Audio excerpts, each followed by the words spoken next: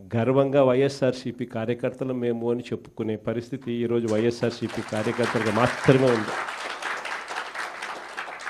నేను అడుగుతా ఉన్నా ఈరోజు చంద్రబాబు నాయుడును, మహానాడు అని చెప్పి పెద్ద పెద్ద డ్రామాలు చేస్తూ ఈరోజు ఏదో పెద్ద ప్రోగ్రాములు పెడతారు. నేను అడుగుతా ఉన్నా, మీ వేదికపై నుంచి నీకు చెప్పే ధైర్యం ఉందా? మీ కార్యకర్తలను గడప గడప తిప్పే ధైర్యం మీకు ఉందా అని అడుగుతా ఉన్నా. ఇదే చంద్రబాబు నాయుడు. కారణం, తెలుగుదేశం పార్టీకి సంబంధించిన ఏ కార్యకర్త అయినా కూడా గడప గడప ప్రోగ్రాం చేస్తూ ఏ ఇంటికి వాళ్ళు వెళ్ళినా కూడా ఆ ప్రతి ఇంట్లోనూ కూడా చంద్రబాబు నాయుడు గారు ఎన్నికలప్పుడు ఇచ్చిన మేనిఫెస్టో ఆ ప్రతి ఇంట్లో వాళ్ళ దగ్గర కాపీ ఉంది. ఆ ఎన్నికల మేనిఫెస్టో వాళ్ళ ఇంట్లో కాపీ ఉంది. ఎన్నికలప్పుడు వీళ్ళు పబ్లిసిటీ ఇస్తూ వీళ్ళు మర్చిపోతారేమో అని చెప్పి 1కి 2 సార్లు 3 సార్లు 4 సార్లు కార్యకర్తలందరినీ కూడా తిప్పుతూ ప్రతి ఇంటికి వెళ్ళి వీళ్ళు చెప్పిన మాటలు ప్రతి ఇంట్లోనూ కూడా ప్రజలకు గుర్తుంది. వీళ్ళు ఇచ్చిన బాండ్లు ప్రతి ఇంట్లో కూడా ఈ రోజుకి ఉన్నాయి. ఒకవైపున చంద్రబాబు ప్రభుత్వం ఇచ్చిన ఏ హామీని నెరవేర్చకుండా సూపర్ 6లు సూపర్ 7లు గాలి కుదిలేసి 143 హామీలను పూర్తిగా పక్కకు వదిలేసి, ఇంతకుముందు చెప్పినట్టుగా చిన్న చిన్న హామీలు, ఏది బస్సు, ఇది పెద్ద హామీ కూడా కాదు, చిన్న చిన్న హామీలు. మా కడపలో మహిళలందరూ ఎదురు చూస్తూ ఉన్నారు, ఎప్పుడెప్పుడు చంద్రబాబు ఇది చెప్తాడా, ఎప్పుడెప్పుడు ఇది అయిపోతుందా, విశాఖపట్నం పోయి అట్లా రావచ్చు కదా, పొద్దున పోయి సాయంత్రానికి విశాఖపట్నం రావచ్చు కదా అని చెప్పి మా వాళ్ళందరూ ఎదురు చూస్తూ ఉన్నారు. ఇటువంటి చిన్న హామీలు కూడా పట్టించుకునే పరిస్థితులు. గ్యాసు, అది ఇంకొక చిన్న హామీ. ఆ గ్యాస్ కూడా కనీసం ఆ సిలిండర్లన్నీ కరెక్ట్గా ఇచ్చినాడంటే అది మోసమే.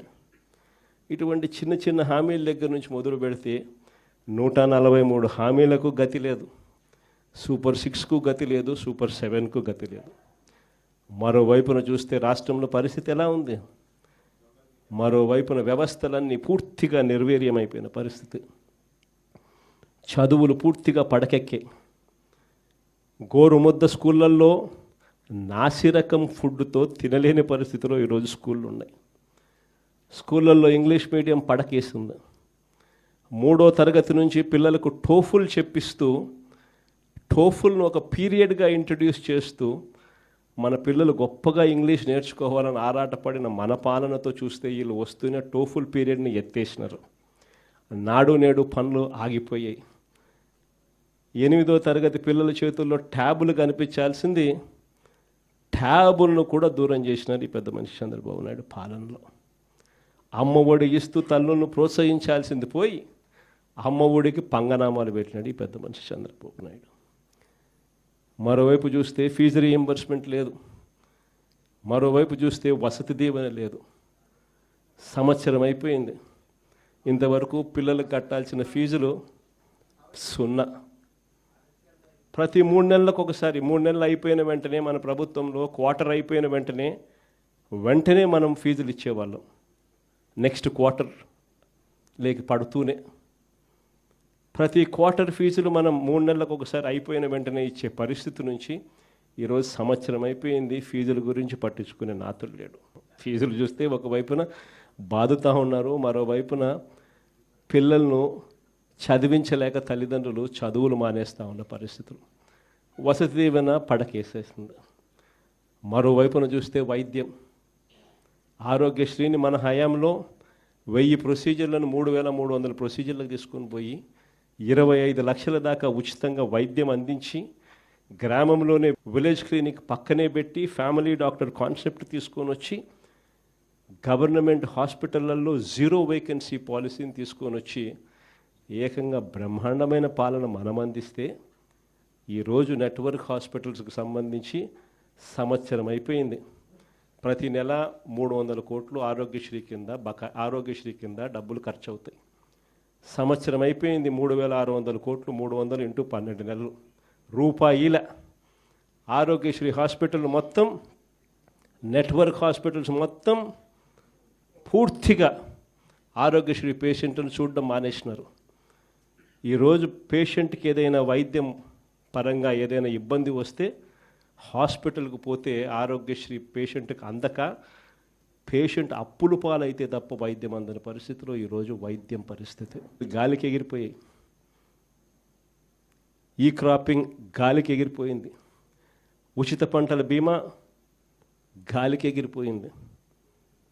రైతులకు పెట్టుబడి సహాయం, సమయానికి ఇచ్చే పెట్టుబడి సహాయం, మనం ఇచ్చే రైతు భరోసా సంవత్సరం అయిపోయింది, గాలికి వదిలేసినారు. ఇన్పుట్ సబ్సిడీ కింద సీజన్ అయిపోయేలాగానే మనం సహాయం చేస్తూ రైతులకు తోడుగా అందించే కార్యక్రమం గాలికి ఎగిరిపోయింది. ఈరోజు రైతులకు ఏ పంటకు కూడా ఈరోజు గిట్టుబాటు ధరలు రాని పరిస్థితి ఈరోజు మొదలైంది. ధాన్యం అనేది ఈరోజు కొనుగోలు చేసే కార్యక్రమం ఏ రైతుకు కూడా కనీసము గిట్టుబాటు ధర ఇచ్చి ఎంఎస్పి ఇచ్చి కొనుగోలు చేసే పరిస్థితి లేదు. మన హయాంలో ఎంఎస్పీనే కాదు, జిఎల్టీ అని గన్ని బ్యాగ్సు, లేబరు, ట్రాన్స్పోర్టు అని ప్రతి ఎకరాకు 10,000 రూపాయలు అదనంగా రైతుకు జిఎల్టీ రూపకంలో మనం డబ్బులు ఇచ్చి ఏ రైతుకు ఎంఎస్పి తగ్గకుండా మనం చూసుకుంటా ఉంటే ఈరోజు ధాన్యం దగ్గర నుంచి మొదలెడితే మిరప, చీని, టమాటో ఏ పంట తీసుకున్నా కూడా, పొగాకు ఏ పంట తీసుకున్నా కూడా రైతుకి ఈరోజు గిట్టుబాటు ధర రాని పరిస్థితిలో ఈరోజు రైతు వ్యవసాయం జరుగుతూ ఉంది.